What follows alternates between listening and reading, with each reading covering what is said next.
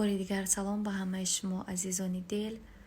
راستی کمی غمگین هستم، به همین خاطر میخوام درد دلم رو به شما بگویم. خب باز یک مطلب است، میگن که دوز یک کس و گمان بر 100 کس. راستی از همین خانه من قریب که یک چند جواهرات های طلایی هم گم شده است.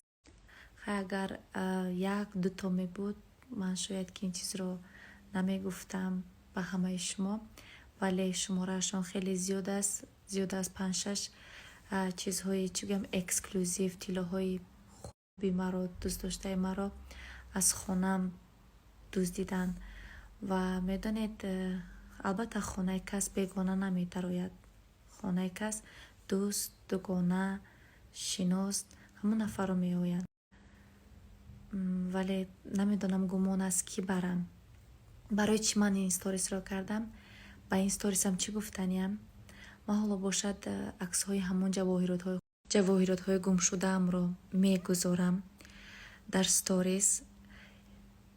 خب از این چیزای من نه همه دارد، چیزایی هست که یک انگشتمار هستن، یعنی کم هستن، اکسکلوزیو میگن که مثلا در من باشد، ممکن که با دگان نفری که در دیگه دولت هست در همون نفر باشد.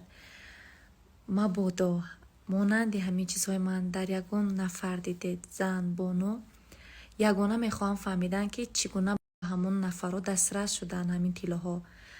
من باید فهمم که همون چگم دستش قلب بودگی کی است. مثال من همه رو با جان برابر و من رفته از اون نفرها طلاهای خود رو طلب نمی کنم. یگانه میخوام با همین واسطه فهمم که کی به آنها دسترس کرده است، فروخته است، توفه کرده است.